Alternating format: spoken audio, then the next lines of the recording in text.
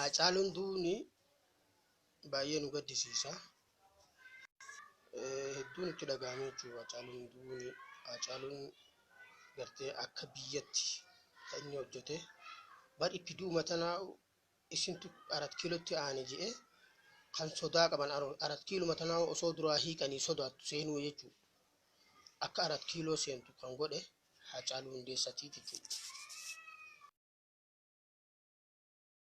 Keenya maal godhuu qabanii hoggonoonni hidhamanii jiru dhiiga Hacaaluudhaa baasuuf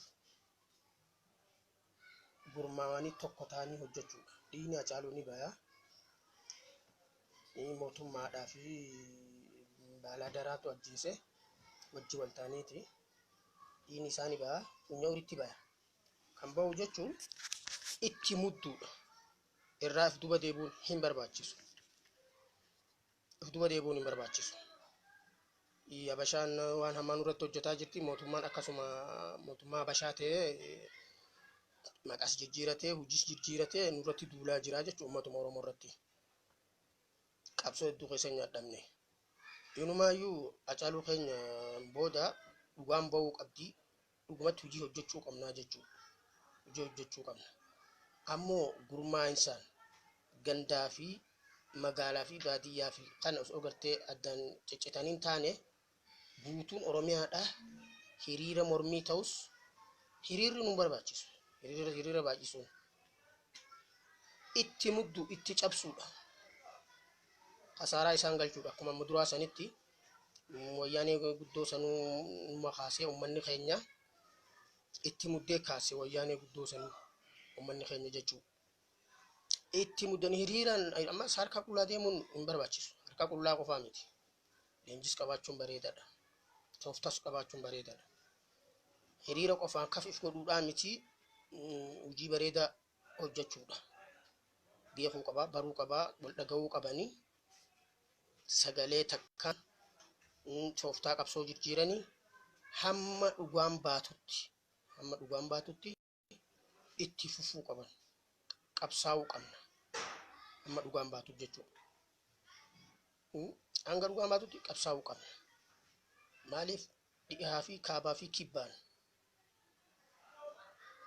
karaa hundaanuu baadiyyaa magaalaadhaan qabsooynee dhugaa keenya baasuu qabna. Kan nu dura dhaabbate itti cabsuu qabna.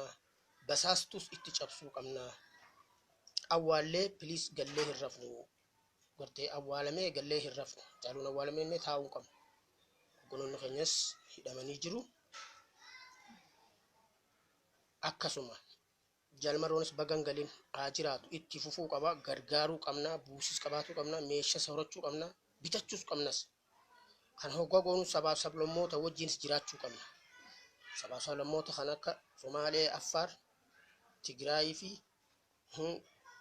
warra Qimaant kan hundaa waliin jiraanne warra Kibbaa, Sidaamaa hunda isaaniitti wajjin taane kaasuu qabna. Mirgi sabaaf sablammootaa kan awwaalamnettuuni mirga sabaaf sablammootaa awwaaltee Habashaa ol guuruudhaa fi gunguma Habashaa nurratti hin deebitu. Abiyyilleen bikka nun ba'u. Bikka Hacaaluu Hundeessaa nyaadametti, bikka Hacaaluu Hundeessaa ajjeechisisetti Abiyyiin bikka nun ba'u. Nuti waa'ee Abbaay nun galchu. Abbaay dantaa isaati bishaan Abbaay. Maaliif Abbaay caaluu dhabne Hacaaluu Hundeessaa jechuudha. Saniif jabaannee hojjechuu qabna. Tokkummaa jabeeffatuu qabna. Namni nun deemu jiraachuu qaba. Nuti nama baratees, nama sammuu qabus, nama tooftaa beekus hedduu qabna. Dhalattoota haaraa kana keessaa kaasee hanga warra duraanii keessatti hedduu waan qabnuuf jecha jala deemtuu bilchiqinnaatis daaraa godhu. Waajjira isaaniitti daaraa godhu. Habashaa magaalota Oromiyaa fi baadiyyaa Oromiyaa keessatti dura dhaabbattee waa basaastuu fi afaan Oromoo bartee tawaa jette ukkeessuudha. Daaraa godhuudha isaanis. Saniif Hacaaluu booda taa'uun nu barbaachisu. Akkamitti eenyu obboleessa keenya dhabne obboleessa nuuf jecha wareegame nuuf jecha hojii meeqa hojjete kana dhiiga isaa deebisuuf hojii bal'aa hojjechuu qabna. Sagantaa baafachuu qabna. Hamma warri hidhame siidhaa ba'utti itti fufuu qabna jechuudha. Xiqqaatee ableellee ta'u harkaa qabaachuun gaarii. Hiriira harka qullaa baanii nyaadamuunis hin barbaachisu.